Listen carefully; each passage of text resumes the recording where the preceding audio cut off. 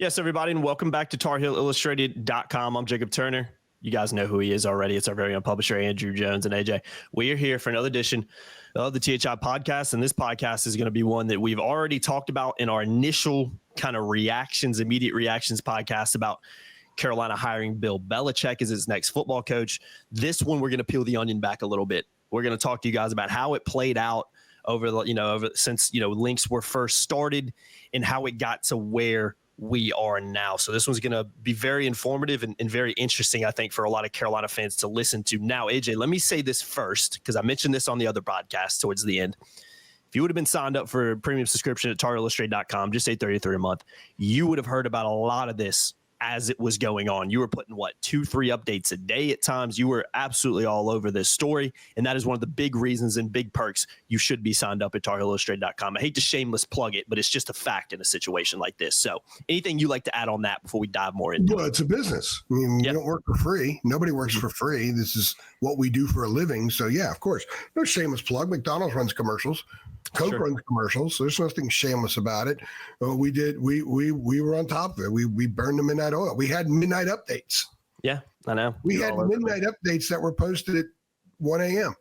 I know. So yeah, coaching searches are a grind. In some ways they suck, but it's also exhilarating and fun. And I love taking a giant shovel out there and uncovering information, digging up information. So it was, if you were on our site, you would know exactly what was going on the entire process, especially once the Belichick stuff really started to happen. We were just locked right in, having sources from all angles. Not just one or two people. We had quite a few.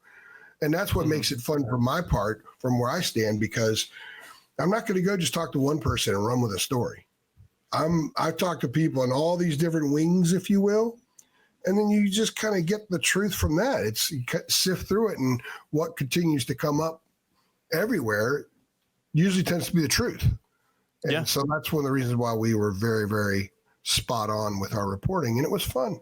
And it was really fun to me and rewarding seeing the reaction of our subscribers, commenting, not saying, hey, great job reporting. I don't need that. You know me, I've never entered a writing contest before. I have no problem with anybody who does, but I don't care about that. I don't want to be fueled by trying to win an award. It is about giving people what they want and need and doing the job, the straight job. And it's a lot of fun.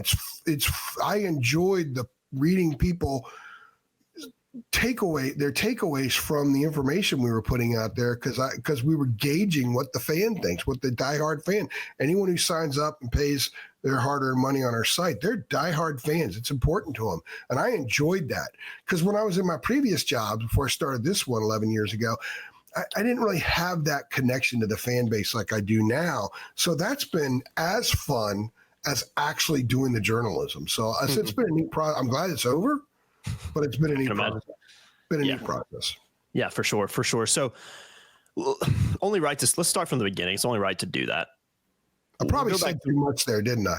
No, I think it's fun. Everything you said was spot on, so I have no problem with it. But let's start from the beginning.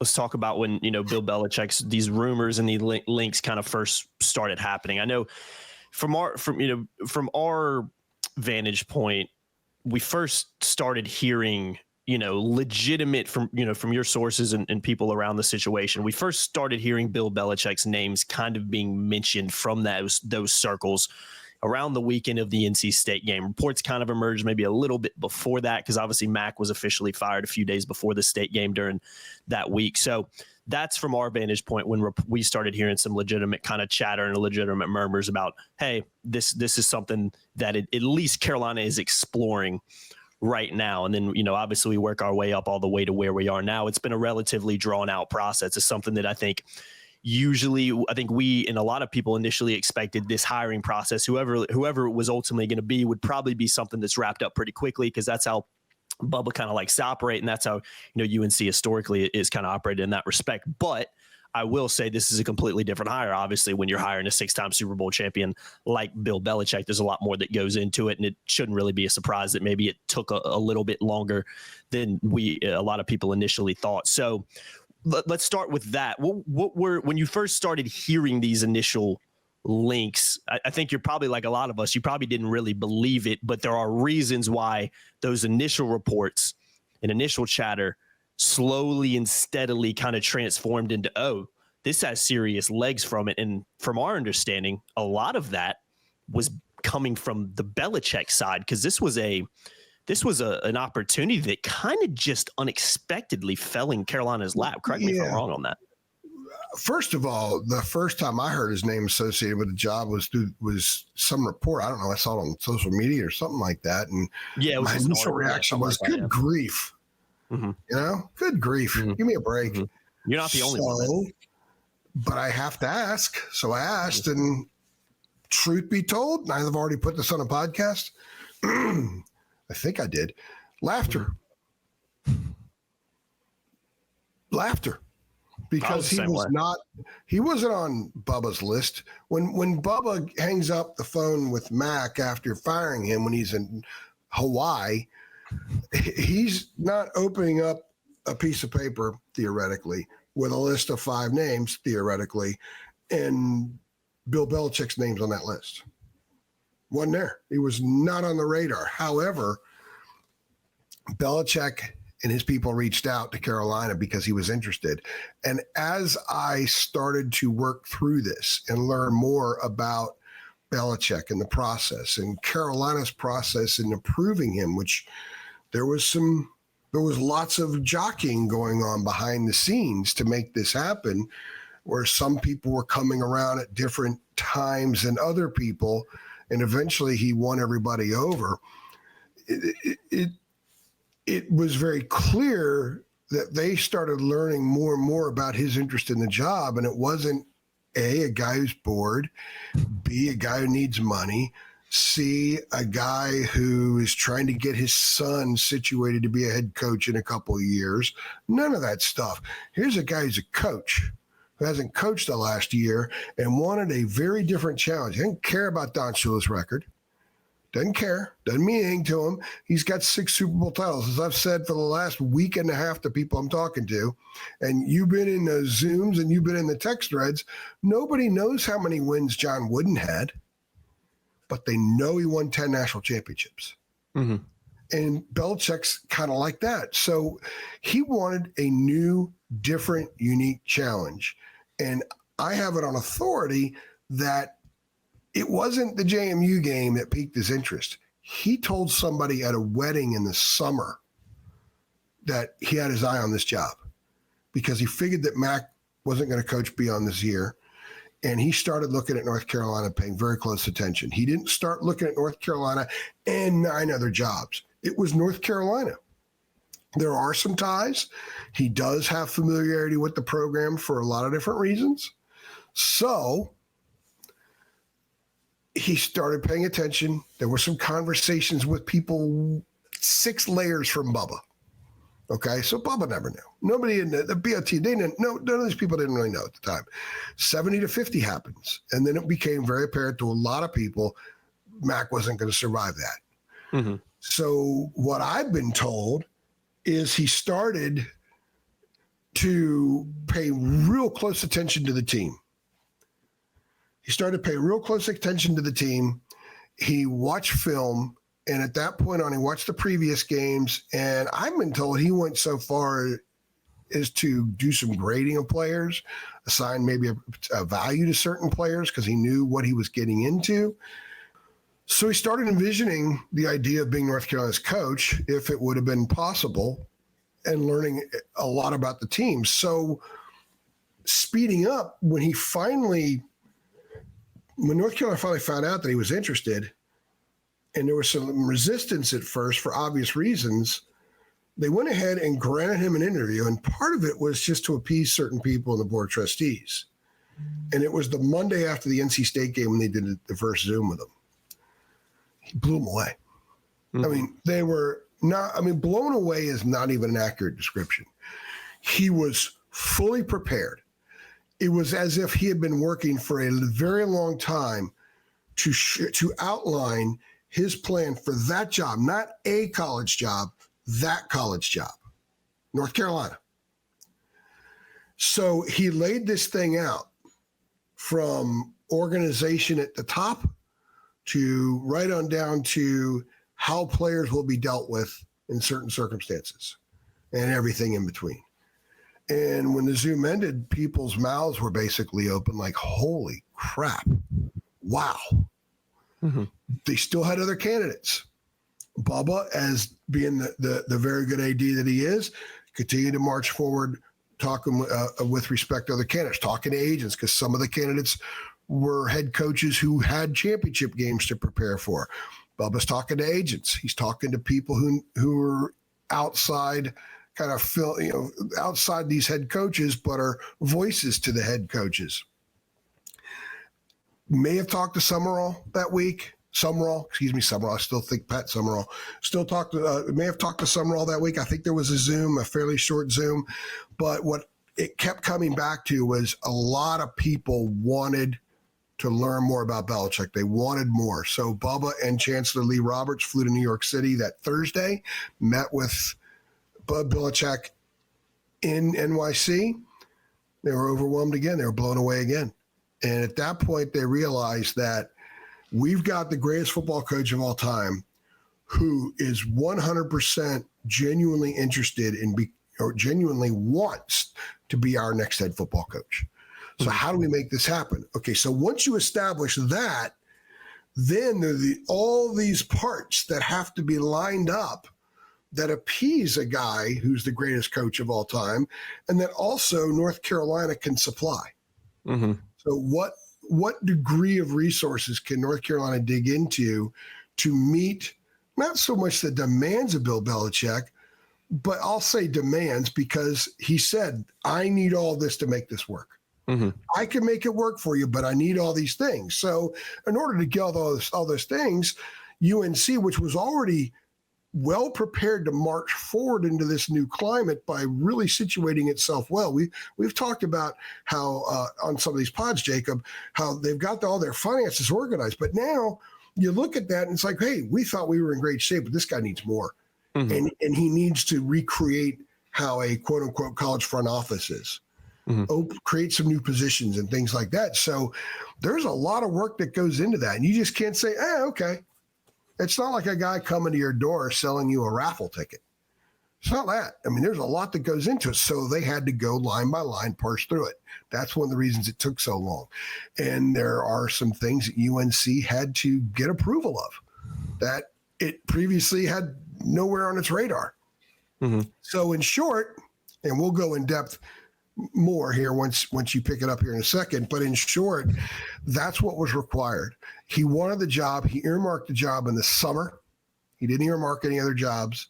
He recognizes that it is a sleeping giant still, and his intent is to go in there and literally obliterate the snooze button so it's never pressed again. Mm-hmm. Everybody else has pressed the snooze button, not by intent, but it's just happened because it's never worked fully. So his intent is to make it work fully, smash the snooze button. Carolina will reap the reward for significantly supplying resources that Belichick says he needs in order to make this happen. Let's go back to Thursday, the Thursday you mentioned when Bubba and representatives met with him in New York City. And it was Chancellor Lee Roberts, Bubba and Lee Roberts. Lee Roberts. And obviously, Belichick mentioned on the Pat McAfee show on Monday that he had talked to Lee Roberts. So that we learned a little bit more about that information. Again, he's even openly talked about it on national television. But we'll go back to that Thursday. I want to start from there and move on because that's kind of the second time where Carolina's like, wow, this guy really wants the job. We love everything he's saying. We think he can do it. And it kind of turns into, okay, how do we make this happen now? And it wasn't as straightforward as that, but we'll start from that Thursday and move on to where we are now. Because again, it was something it felt like it was kind of dragged out. We woke up on Sunday, Monday, and we're kind of like, all right, it feels like this might be the day when things get higher, but if things get kind of finalized based on what we're hearing, and it didn't. It kept kind of getting pushed back. And again, all the sources you were talking to made it very clear that the days that maybe it could happen weren't going to happen, and it was going to take some more time. So it's obvious Carolina wants Belichick. They're being wowed. They're loving the interviews. They're loving what he's saying. They a lot of people within it who make the decisions think that he's the guy. Their sole kind of focus is, all right, how do we wrap this up? Take me from there, because I know it wasn't as straightforward. I'm not saying anything, crazy here. I think it's been pretty evident based on reports that have emerged and based on things we put on the boards and everything like that, that it wasn't, a super straightforward thing. Things had to be ironed out because of Belichick, because of his, I'll use the word demands too, but because of, I think I can do this, but I need this in order to be able to do it. And you can't just snap your finger and say, all right, Bill, there you go. 30 seconds after he tells you that. These are things that have to be parceled out and sorted out behind the scenes, because it is a big hire and it does cost a lot of money. And again, this is some kind of uncharted territory a little bit for Carolina on the football side and what they're trying to go into, the lane they're trying to go to now with hiring Belichick. So talk to me through that process, moving on from kind of Friday after the meeting, going up to where we are now, because again, it was a very interesting one. But I also think there's a lot of misinformation in some ways that was thrown out there that wasn't necessarily true, or maybe was partly true, but not 100% of the story. So let's start from there and kind of get up to where we are now with it obviously being official. Yeah, I would suggest to people moving forward, don't ever take seriously information coming from emotional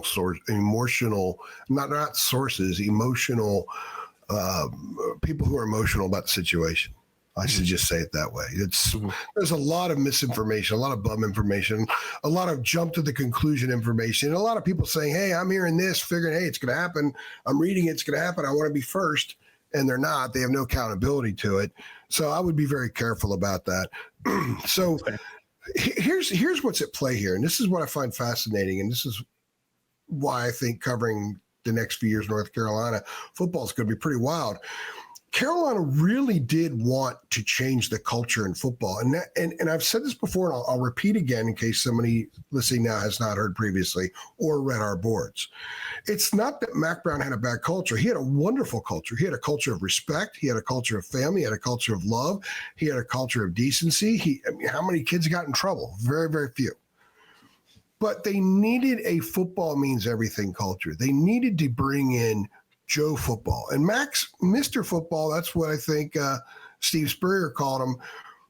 But the program didn't ooze that. People at UNC told me, multiple people said, we are soft. We have a soft culture. We have a wonderfully respectful culture. There is nothing wrong with our culture. There's nothing that needs to be taken away. It just needs to be added to. Now it needs a layer of toughness, multiple layers of toughness. It's too soft. So there's a reason why a team could be double-digit favorite is 8 times in league play and lose those games like Carolina has under Mac. They were soft. They very quickly would feel their oats. They would have some success and they'd feel good about it. Instead of having some success, just marching on to the next thing and saying, we could be so much better than this. That was missing. And that explains some of the things why some of the things didn't go as well. Maybe it could or should have. I think some people even said that it extended down to player development. The player development didn't place enough demands. Football means everything demands on some of these kids. Therefore, they tapped out at 75 or 80% instead of 100%. And that's the difference in winning ball games, especially a lot of the close games that this program has lost over the years. So that's a big part of it. Now you've got a guy like Belichick, whose history is what? Having that foundation, having that culture in a franchise, because that's sort of the intended culture of every NFL franchise, but more so on his, because how many times if you go back and look at all those Super Bowl championships, there's a lot of roster turnover. And he's a guy that brought in dudes that were trouble elsewhere and won championships with him and got him on the right page. And not because he was nice and hugged him and bounced him on his knee. It's because he was hard on him. And he was able to squeeze the right stuff out of them, extract it from them. That's what they need at North Carolina. And this is not a slight to Mac. I'm only telling you guys what I've been told. Now, I think there's a lot of truth to it from my vantage point, but this is what I'm being told. So then you have a guy that can do that. Like, oh, this is fantastic. This guy has a chance at achieving something that really hasn't been done here before from that standpoint. But then with the new era of college football, with portal, NIL, you got revenue sharing. The players are going to be employees of the university. You've got the transfer portal, basically annual free agency for everybody. You need to have someone that knows how to handle that and someone who can put an evaluation on a player and stick to it. Bill Belichick has been brilliant at that in his career.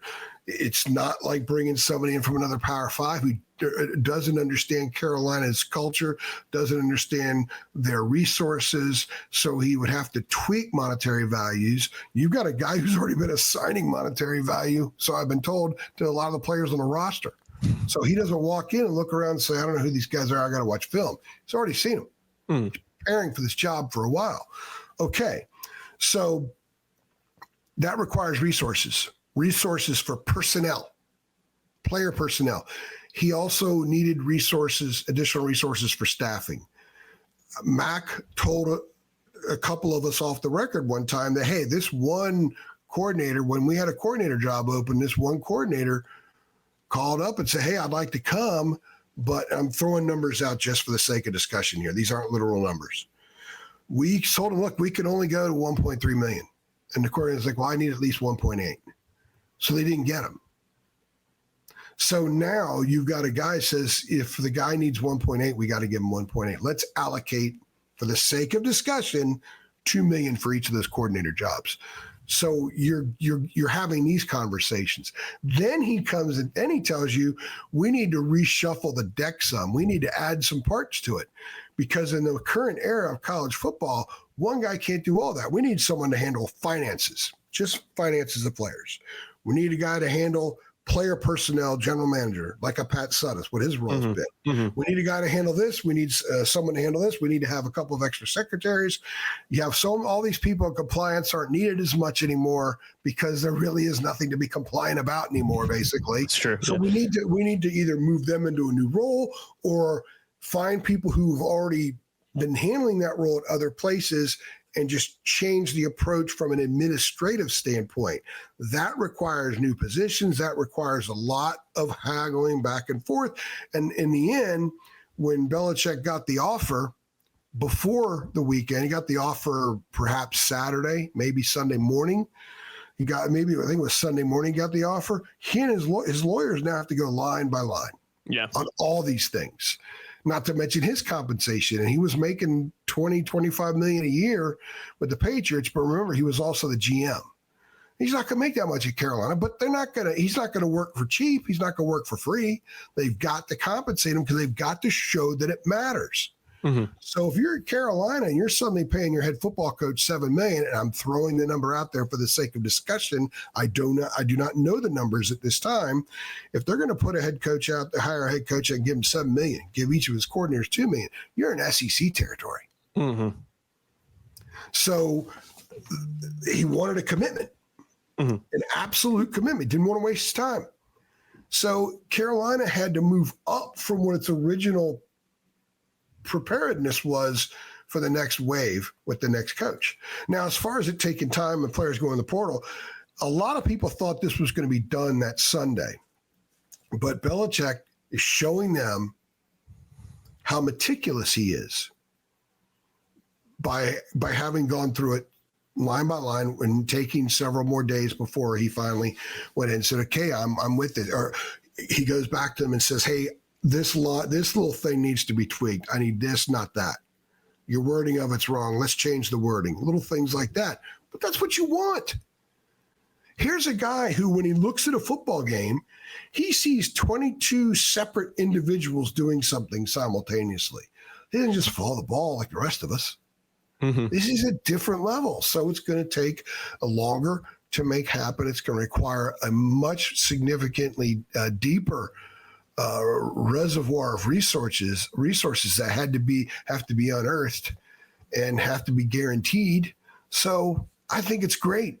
I think it's great that somebody came in and forced North Carolina to get off the pot, man, and become fully invested in football. And I think that's what this means. That's what he wanted. And it all goes back to waking the sleeping giant. If you wake up in the morning when your alarm clock goes off and you smack that snooze button, or you just push it and it's going to go off 10 minutes later, and you do it 3 or 4 times, odds are you're not going to have the greatest day. But if you get up, even if you're exhausted, and you hit the button, you turn the alarm off, you get up, you shower and brush your teeth, and you march in your day, you're probably going to be more productive. North Carolina football needs to get up when the alarm goes off, shower, brush its teeth, get dressed, and get on its day. And too often, it's taken a long time to do that. So that's what Belichick wants to do. That's what he convinced everybody he was going to do. And now they are taking that chance, and we'll see how it goes. It also, from a PR perspective, kind of turned into a situation for North Carolina slowly and steadily where it was kind of, if you don't get Bill Belichick at this point, it's going to be a really, really bad look for the university. I know stronger words would use with some of the sources that you talked to. What was the for people who don't know, because I already kind of know this obviously from how things have played out over the last couple of weeks, but was there a backup plan in place for Carolina? What was the backup plan there? Because it wasn't, I know they really like Belichick and I know he really wanted the job, but there was no guarantee throughout this process, just like any negotiation, that it was going to come to an agreement and things were going to be worked out. So there has to be a contingency plan in place. To your understanding, what was that and what did that look like? Yeah, there was. They had a secondary option kind of lined up. Because there was names linked. You got Summerall. You got Matt Campbell. You got the Army coach. You got Steve Wilkes. I'll say this. A lot of names that maybe were true and weren't true being floated out there. I'll say this. Based on multiple sources from all the different prongs you could imagine, had Belichick turned him down, I think Jeff Monken of Army would have been hired. Would have been the next coach. Now, what's kind of interesting is he spent the last 20 years running the triple option, Georgia Southern, and then Army at West Point. He's 57 years old. So they were going the discipline route anyway. They were going to go I think in the end, because I'm not convinced they would have hired Summerall if he was interested. I think Matt Campbell's a bit of a disciplinarian. He was a lineman in colleges. Coach linemen. Guys who coach linemen tend to be very disciplined, more so maybe than others, just because to be a lineman, you have to be extremely disciplined. And Monken's somebody that at West Point, he's dealt with discipline. He's dealt with kids that are very polished. And I think that a lot of people in North Carolina sort of like that. But they were all in ultimately on getting Belichick on board, and it took a while. And that's one of the reasons some kids entered the portal.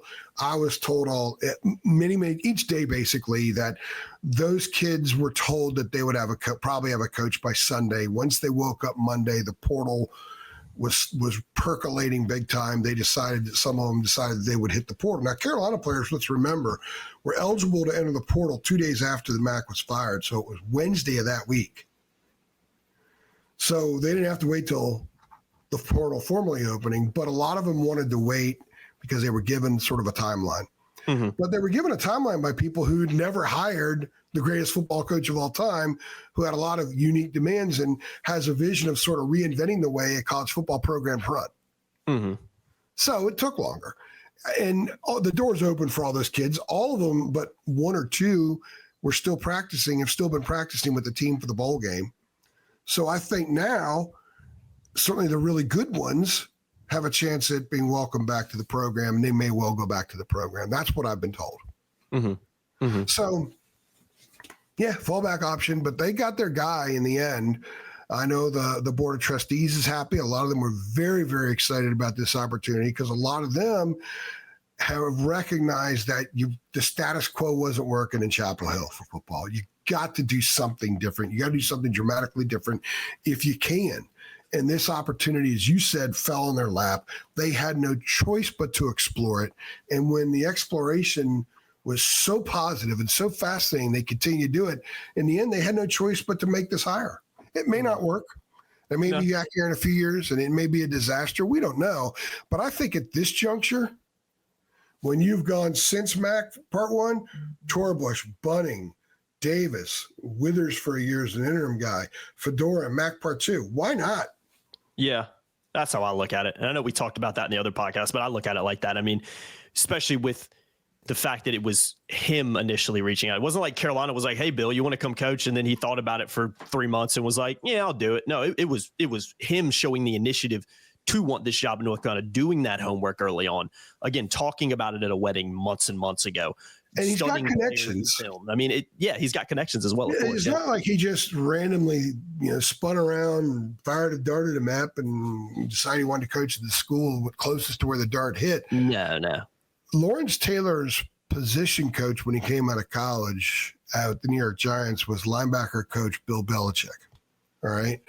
He's friends with one of the lacrosse coaches. He golfs with MJ.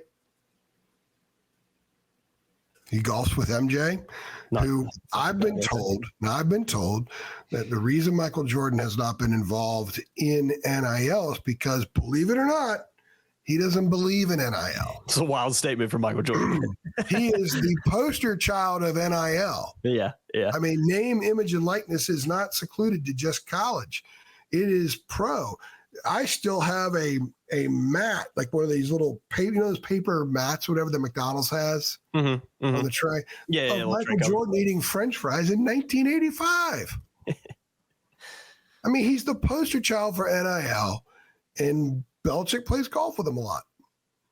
So you never know. Yeah. Bill Belichick is a guy who usually gets what he wants, right? Mm-hmm. So he earmarked this job for a lot of reasons. And I think it's, we had the press conference and all that kind of stuff, or have the press conference and all that kind of stuff. And we'll know more about his plan as he unveils it to us as we move forward. But I would think that everything is in play with him now. Whereas NIL was previous, and they were getting much better situated for NIL. Even if Belichick never landed on the radar, they were going to be in much better shape moving forward.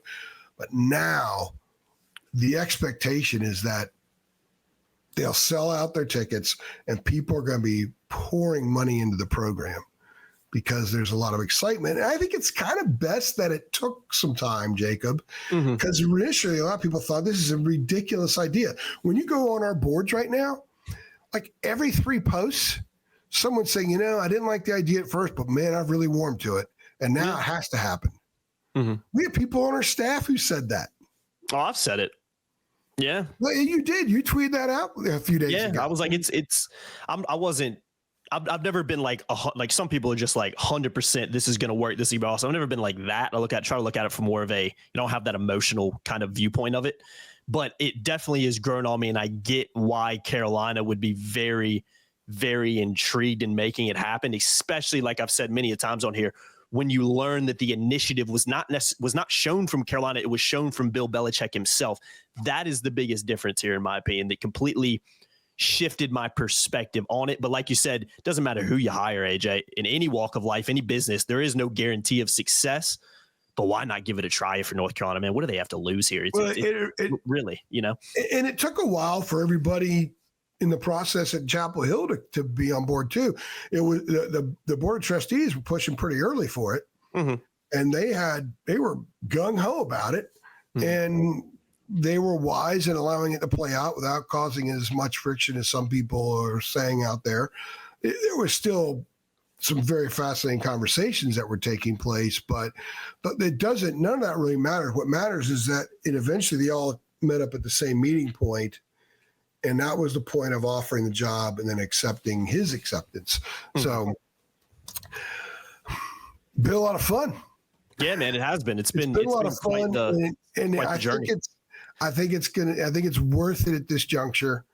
I personally thought it was a joke when I first heard it. I talked to some people in the university that laughed about it because they didn't know the plan. All we knew was that curmudgeon's going to come coach college kids. I used to make the joke that, can you see him with the 16-year-old and his parents in the office? They do the photo, they get the kid. The head coach pointing to the kid. I still can't see him doing that. He's not going to traipse the hallways of high schools in Oxford, North Carolina, or out there in Kernersville. He's not going to do stuff like that. He doesn't need to.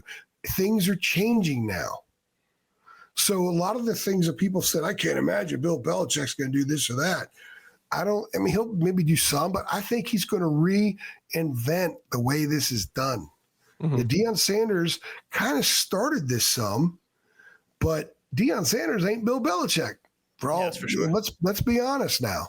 So, and I'm not saying that Belichick's going to model it after Sanders, but I do think that Deion has taught some people that you don't have to be on an helicopter 6 days a week as a head coach in order to get guys to come play for you. No, not now. Not now with NIL and everything. No, you just don't. Transfer portal as well.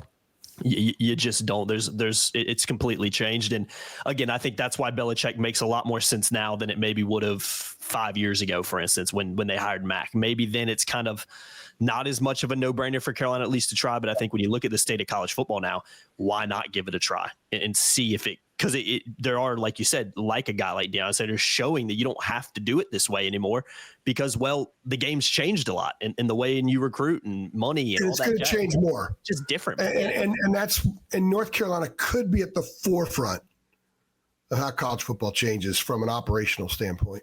Yeah, and again, that's another appeal of from Carolina's perspective in hiring Bill Belichick. So, yeah, man, I think that really does it in terms of giving some of the background there and how it went down, what kind of went on behind the scenes. Bill Belichick get him the one showing the initiative to want to come to Carolina, and again, just in an unforeseen situation and guy kind of falling in your lap. And it's not that, I mean, you imagine when it's a guy like Bill Belichick, you understand why Carolina was extremely interested and eventually extremely determined to make it happen. So, yeah, man, Bill Belichick officially the coach of the Tar Heels. And again, I'm going to end it with this just like I started it, AJ. If you just would have paid $833 a month to be on our message boards, heck, you could have got it for what, $270 something a few weeks ago. You would have you would have heard this all before this podcast. So come on over and sign up. Great. And there's still a lot more because I can't put every bit of background information in a podcast like that. Not because I'm trying to get people to pay for it, but I just can't put it in public domain like that. Exactly. So come sign up, guys. Links in the description below. TarHeelsTrade.com, $833 a month. In fact, I think we should do a Q. I'm sorry. I interrupted you for the 39th time today. I think we should do sort of a forum where we say, okay, ask your questions about various aspects of this. I'll see what I can answer. Yeah, for sure. I think that would be. I want to give people as much as I possibly can about how this played out, because I think more than most hirings, how this played out is a story unto itself. Oh, absolutely. Absolutely. Especially when you consider just the sheer length that it took to go along and a lot of the misinformation that was being thrown around out there. So again, come on over and sign up. We appreciate everybody who does so. If you don't want to, we really would prefer that you do, because you get so many perks, just like I mentioned, for doing that. You can shoot us a Venmo at Tar Illustrated, just giving a thanks for all the work that AJ's done in this process and all the work that we do here at TarIllustrated.com. All goes back into the business, all goes back to paying staff, travel. We go where the Tar Heels go. So that's obviously not free, and we are a business at the end of the day. So if you want to do that, we'd greatly appreciate it. Link in the description below for that as well. I've been Jacob Turner. He's been Andrew Jones, another edition of the THI podcast. Hope you guys enjoyed that one. Like the video below if you did. Like the video if you're excited about Bill Belichick officially leading the North Carolina program. And yeah, guys, make sure you subscribe, hit the notification bell too. See y'all next time. Thanks.